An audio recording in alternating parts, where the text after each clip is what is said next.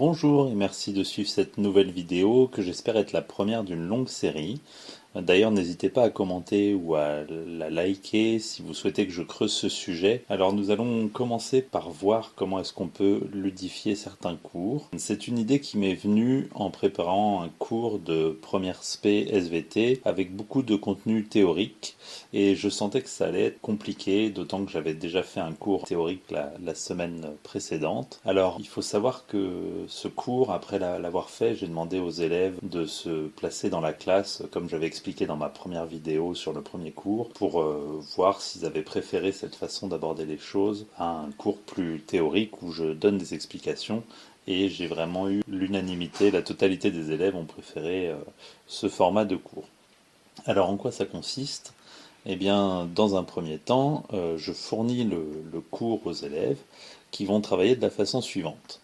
Pour chaque paragraphe, ils vont effectuer un travail d'extraction des informations avec un surlignage selon un code couleur et de compréhension en annotant le cours à l'aide des explications données par le professeur ainsi que du livre. Ensuite, les élèves vont cacher leur cours dans un premier temps, donc à chaque paragraphe, et ils vont essayer de répondre à la série de questions qui correspond au paragraphe, et ils vont ensuite, dans un deuxième temps, vérifier leurs réponses à l'aide du cours. Alors pour l'instant, ma proposition est assez classique. J'essaye de rendre le travail plus attractif en proposant une mise en contexte qui peut être un petit peu humoristique. Et d'ailleurs, je fais une parenthèse pour vous prévenir que vous trouverez mon activité et son corrigé téléchargeable dans les commentaires.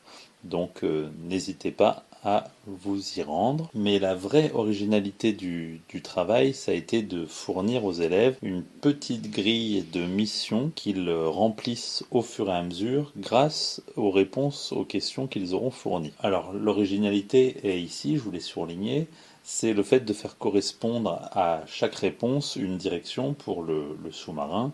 Donc lorsqu'ils ont fait la première réponse A au QCM, ils vont vers le haut, alors que quand c'est la deuxième réponse, ils vont vers le bas. Et ça permet d'orienter ce petit sous-marin perdu au fond du Pacifique. Alors voilà le corrigé pour mieux comprendre l'intérêt, parce que finalement c'est un petit surplus de travail par rapport à la seule réponse au QCM. Alors l'intérêt pour l'enseignant, c'est une correction rapide, puisqu'il suffit de regarder le point d'arrivée pour voir déjà si les élèves se sont trompés, et deuxièmement de vérifier le trajet, donc ça permet vraiment une correction qui est très rapide.